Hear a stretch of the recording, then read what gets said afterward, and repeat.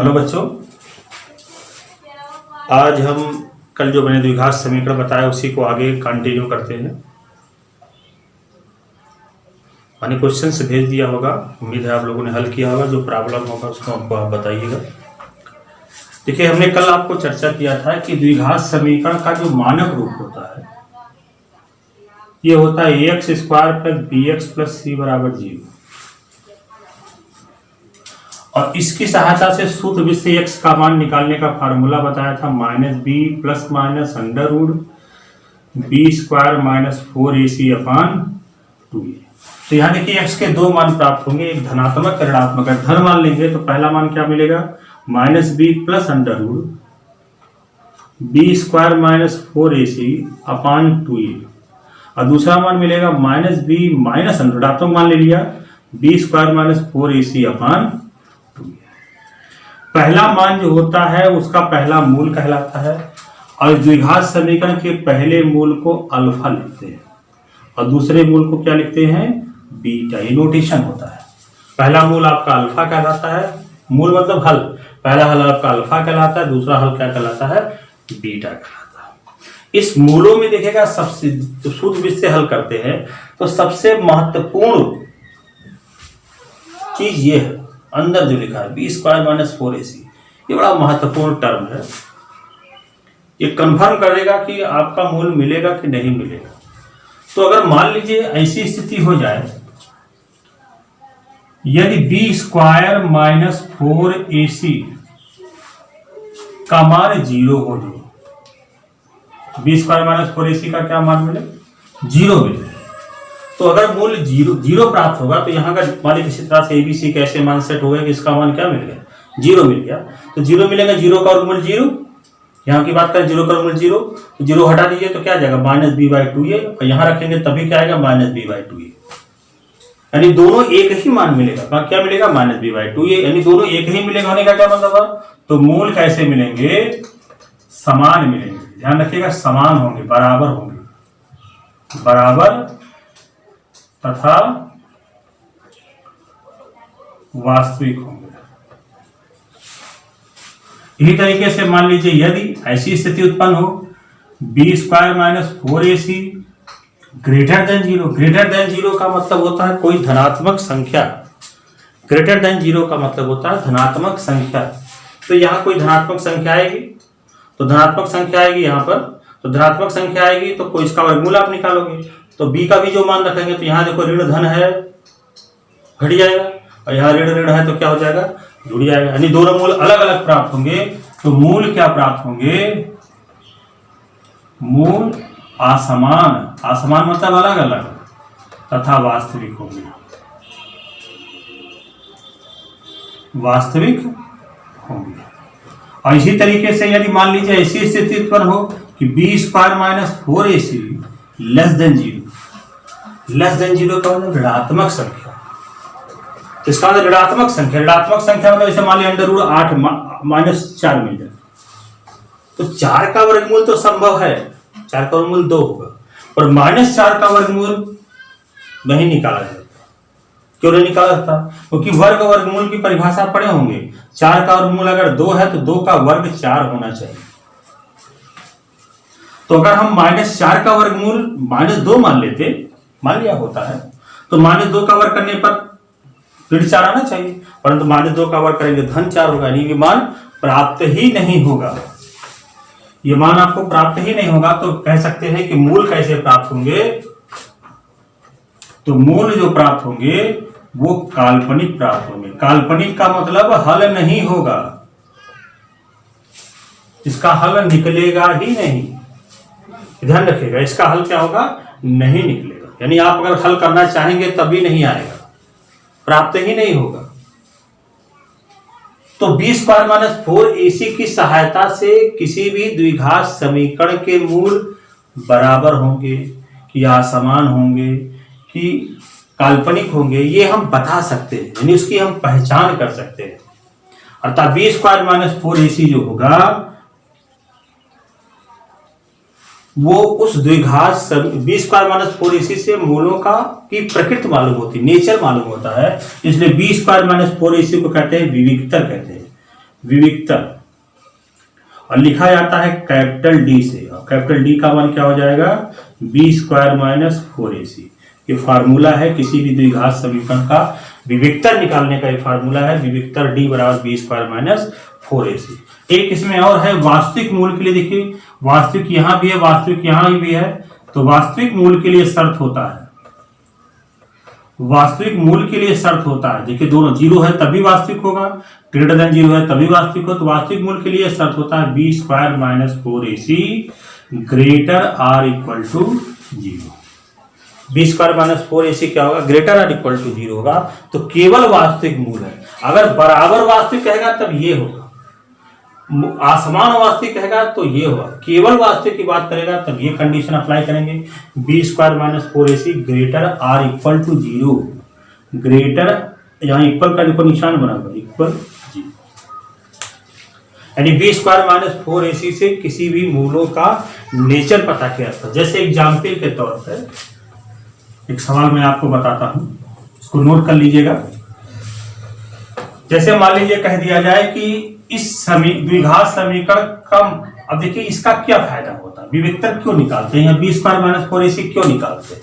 जैसे मान लीजिए कोई सवाल आपको जो दिया जाए, अब आप मान लीजिए हल गुणनखंड विधि से उसको लगा रहे हैं, नहीं हल हो रहा है, सूत्र विधि से लगा रहे हैं तभी नहीं निकाल पा रहे हैं, तो परेशान बहुत होना पड़ता है। तो बी स्क्वायर माइनस 4ac से पहले आप पता कर लीजिए कि मूल मिलेगा कि नहीं मिलेगा। अगर धनात्मक है तो मूल मिलेगा, और ऋणात्मक संख्या आती है बी स्क्वायर का मान, बी स्क्वायर माइनस 4ac का मान ऋणात्मक संख्या आती है तो मूल नहीं मिलेगा, लिख देंगे कि मूल संभव नहीं है या कोई हल नहीं निकाला जा सकता। अब इसी सवाल को देखिए, इसके पता करना है कि ये इसके मूल कैसे प्राप्त होंगे, प्रकृति बतानी है। आपको सवाल दिया जाएगा कि इस निम्नलिखित द्विघात समीकरण के मूलों की प्रकृति बताइए, तो आप यहाँ देखेंगे सबको पहले अंदर कर लेंगे, एक्स स्क्वायर एक्स और अचर पद एक साथ होगा, तुलना करना है, तो a बराबर यहाँ क्या होगा, a होता है एक्स स्क्वायर का गुणांक, एक्स स्क्वायर क्या है, क्या लिखा है 1 लिखा है, b का मान कितना होगा 1 और c का मान कितना हो जाएगा 1। तो चूंकि आप बी स्क्वायर माइनस 4ac पहले निकालिए क्या आता है, तो b का मान 1 का स्क्वायर हो जाएगा माइनस 4, a का मान 1 और c का मान भी 1, तो 1 माइनस 4 ये कितना मिलेगा ऋण 3 मतलब हो जाएगा कि ये लेस देन 0 है, इसलिए मूल कैसे प्राप्त होंगे, मूल संभव नहीं है, मूल क्या होंगे, काल्पनिक होंगे। यानी बी स्क्वायर माइनस 4ac की सहायता से किसी भी समीकरण के मूलों की प्रकृति पता कर सकते हैं, किस तरह से मूल हमको आप प्राप्त होगा। समझ में आपको आगे होगा। अब मैंने भी बताया अल्फा का मान क्या होता है, minus B plus under root B square minus 4ac upon 2। अब बीटा का मान क्या प्राप्त होता है, minus B minus under root B square minus 4ac upon 2। तो पहला मूल अल्फा, दूसरा मूल अल्फा मैंने लिखा। तो अगर दोनों मूलों को जोड़ें, आप जब जोड़ोगे तो केवल आएगा माइनस बी बाई। अब अल्फा बीटा गुणा करें दोनों मूलों का तो आएगा सी बाई। ये जो फार्मूला है किसी भी समीकरण के मूलों का योग, मूलों का योग, और ये जो होगा मूलों का गुणनफल, अल्फा। ये फार्मूला है मूलों का गुणनफल और मूलों का योग निकालने का फार्मूला। जैसे एक सवाल अगर हम एग्जाम्पल के तौर पे देखें कि मान लीजिए दिया है x square minus 5x plus 6, आपसे कह दें कि इसके मूलों का योगफल तथा गुणनफल निकालो। तो एक तरीका है, पहले इसके मूल निकालिए, इसके क्या निकालिए, मूल निकालिए, मूल यानी इसका हल निकालिए। मान लीजिए अब आप इसको जब आप हल करेंगे तो x के 2 मान प्राप्त होंगे, एक मिलेगा, एक आपको मिलेगा 3 मिलेगा, ऋण 3, एक आपका ऋण 3 मिलेगा और एक दूसरा मान मिलेगा आपका ऋण 2 मिलेगा। तो पहला मान आपका ये मिला, दूसरा मान ये मिला, तो इसका मतलब पहला मूल क्या हो जाएगा -3 और दूसरा मूल क्या हो जाएगा -2। तो अल्फा प्लस बीटा क्या कह रहा है, मूलों का योगफल निकालो, तो मूलों का क्या हो जाएगा -3 धन -2, तो आप इसको सॉल्व करेंगे तो -5 आ जाएगा। अब अल्फा बीटा निकालेंगे, गुणों का गुणनफल -3 गुणे -2, तो कितना हो जाएगा? 6 आ जाएगा। पर ये थोड़ा लेंदी मेथड है, तो जो हमने फार्मूला बताया उससे आप डायरेक्ट निकाल सकते हो। मूलों का योगफल क्या होता है, पहले आप ABC मालूम कर लीजिए। ए कितना है? 1, बी आपका -5 और सी कितना हो जाएगा? 6। तो अल्फा प्लस बीटा जब निकालेंगे तो क्या फार्मूला बताया? -b/a। अल्फा प्लस बीटा निकालेंगे तो कितना आ जाएगा? -b/a। ए का मान कितना है? बी का मान कितना है? -5 और ए का मान कितना है आपका? 1, तो कितना आ जाएगा? 5। अब अल्फा बीटा क्या हो जाएगा? c/a। तो c का मान 6/1 यानी कितना आ जाएगा? 6 आ जाएगा। आपका आसानी से आ जाएगा। तो ये पहचान है जो फार्मूला अल्फा प्लस बीटा और अल्फा बीटा है, ये मूलों के योगफल और उसके योगफल और उसको बताता है। अब इसके बाद की चर्चा करते हैं। उसके जो पहले वाला सवाल मैंने बताया, इसके मूल देखिए, थोड़ा सा हमने गलती बता दिया, इसको सुधार लीजिएगा। ये -5x + 6 = 0 था, तो इसका पहला मूल आपको 2 मिलेगा और 3 मिलेगा, दूसरा मूल आपका 2 मिलेगा। -3 -2 नहीं मिलेगा, तो सुधार लीजिएगा इसको। अब आगे चर्चा करते हैं। अब देखिए, आप यहां क्या करते थे, किसी द्विघात समीकरण कोई दिया रहता था, उसके मूल निकालते थे। अब उल्टा बोलते हो। अब क्या था, द्विघात समीकरण दिया रहता था, उसका मूल निकालते थे। मूल माने हल करते थे उसको, हल माने मूल निकालते थे। अब उल्टा बोलते हैं। उल्टा कहने का क्या मतलब हुआ कि मूल दिया गया हो और द्विघात समीकरण कैसे निकालते हैं। मूल दिया गया हो, द्विघात समीकरण कैसे निकालते हैं। मान लीजिए किसी द्विघात समीकरण के मूल क्या है? अल्फा बीटा है, तो वह समीकरण क्या होगा? तो ये फार्मूला है कि द्विघात समीकरण का मूल निकालने का फार्मूला होता है, 2 फार्मूला है, x - अल्फा x - बीटा बराबर, सगुणा कर दीजिएगा, उत्तर आ जाएगा। और या तो ये वाला फार्मूला लगाइए, x² - alpha plus beta into x plus alpha beta equal to ये। चाहे ये लगाइए और चाहे ऊपर वाला लगाइए, दोनों सही, दोनों सही। ऊपर वाले में गुणा करना पड़ेगा, इसमें गुणा नहीं करना पड़ेगा, डायरेक्ट मान ज्ञात कीजिए। जैसे कह दे कि वह द्विघात समीकरण बताओ जिसका एक मूल -2 और दूसरा मूल 5 हो। वह द्विघात समीकरण बताओ जिसका एक मूल क्या हो? -2 और दूसरा मूल क्या हो? 5 हो। तो आप ऐसे मान लोगे, माना अल्फा बराबर क्या हो जाएगा? किसी को भी आप अल्फा मान सकते हैं, कोई जो नहीं कि पहले दिन या उसी को मान, आप इसी मान सकते हैं। तथा बीटा बराबर क्या मान लें? 5। तो पहले अल्फा बीटा निकाल लीजिए, अल्फा प्लस बीटा कर लीजिए। अल्फा का मान कितना है? -2, बीटा का मान 5, तो कितना हो जाएगा? 3 हो जाएगा। चाहे डायरेक्ट मान रखिए, पहले अल्फा प्लस बीटा निकाल लीजिए। अब अल्फा बीटा निकालेंगे तो क्या हो जाएगा? अल्फा का मान -2 और बीटा का मान 5, तो कितना हो जाएगा? 10 हो जाएगा। इसलिए द्विघात समीकरण क्या हो जाएगा? द्विघात समीकरण क्या हो जाएगा? x² माइनस क्या फार्मूला होता है? Alpha plus beta. तो अल्फा प्लस बीटा का मान हमने कितना निकाला है? 3 निकाला है ना, into x plus alpha beta -10 बराबर 0। तो हो जाएगा x² - 3x - 10 बराबर 0। और इसको जब आप हल करेंगे तो इसके मूल वही प्राप्त होंगे, 12 और 5। समझ में सबको आ गया? कोई दिक्कत हो तो बताइए, अगर कोई भी प्रॉब्लम होगी तो आप इसको शेयर करिएगा, हम आपको बताएंगे। क्लियर हो गया? अब आगे आते हैं। तो या तो ये फार्मूला, अब यहाँ रखने पर क्या होगा? आपको मान रखना पड़ेगा। पहला मान क्या हो जाएगा? अगर मान लीजिए ना रखते फार्मूला तो ये लगाना पड़ता, x - अल्फा के स्थान पे क्या लिखे? -2, तो ऋण यहाँ रखेंगे +2 हो जाएगा, और x - 5। अब इसको आपको गुणा करना है, तो गुणा करने में हो सकता है कोई गलती हो, कोई दिक्कत हो, तो इसलिए सबसे आसान ये है कि आप इस तरह, अगर किसी द्विघात समीकरण के मूल अल्फा बीटा दिए गए हों तो वह द्विघात समीकरण निकालने का एक फार्मूला होता है। क्या होता है? x² माइनस मूलों का योगफल alpha plus beta into x plus मूलों का गुणनफल इक्वल टू 0। जैसे आपने 9th में पढ़ा हुआ, किसी बहुपद के शून्य दिए होते हैं तो वह बहुपद निकालने का, वह बहुपद कैसे निकालते हैं, तो इसी तरह से ये मूल दिए हो समीकरण कैसे निकालते हैं। अब हम आपको कुछ सवाल यहाँ आज बता रहे हैं, इसको समझने का प्रयास कीजिएगा। जो ना समझ में आए तो पूछिएगा, और काफी हमने जैसे कह दिया जाए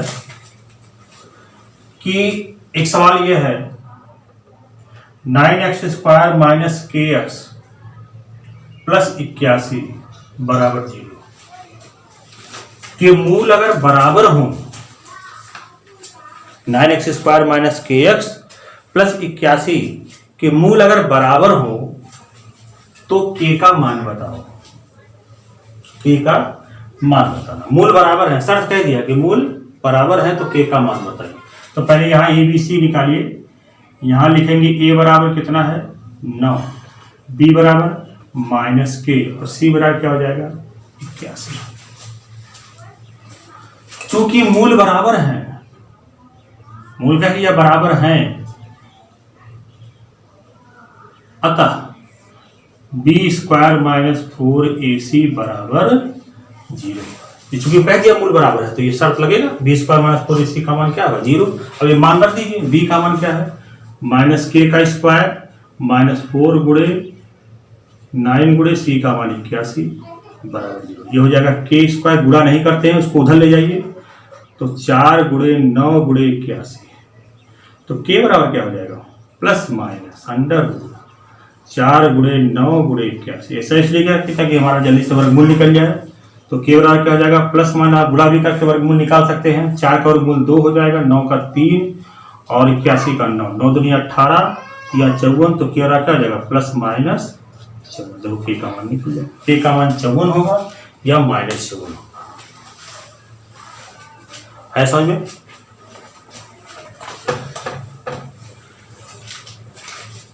इसी तरीके से आपसे पूछ ले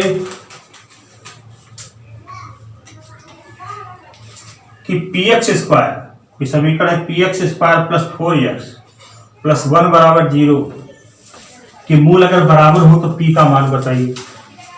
तो मूल अगर बराबर है तो p का मान बताइए। इसको भी इसी तरीके से कर लेंगे। यहाँ a बराबर p, b बराबर 4 और c बराबर कितना 1। चूंकि फिर वही लिखेंगे, मूल क्या है बराबर है, तब चूंकि मूल बराबर है अतः b² माइनस 4ac बराबर 0। b का मान रखेंगे, b का मान 4 का स्क्वायर माइनस 4a का मान p और c का मान 1 बराबर 0। 4 का स्क्वायर 16 माइनस 4p बराबर 0। तो 16 बराबर कितना हो जाएगा 4p, p बराबर क्या हो जाएगा 16/4। तो p का मान कितना मिलेगा 4 मिलेगा। यानी b² माइनस 4ac डिस्क्रिमिनेंट की सहायता से हम जो शर्त दिया हो उसको फॉलो किया, हमें बाहर आ जाएगा। तो इसके आगे और भी आप लोगों को बताया जाएगा।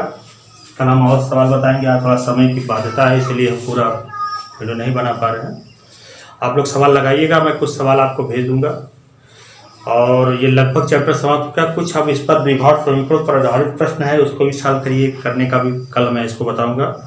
और कल के वीडियो में मैं प्रयास करूंगा कि द्विघात समीकरण खत्म हो जाए, कल थोड़ा सा बढ़ा के बताऊंगा। और थोड़ा समय की बाध्यता है, हमको कहीं जाना है, इसलिए कल इसको और बड़ा करके आपको बताऊंगा। धन्यवाद।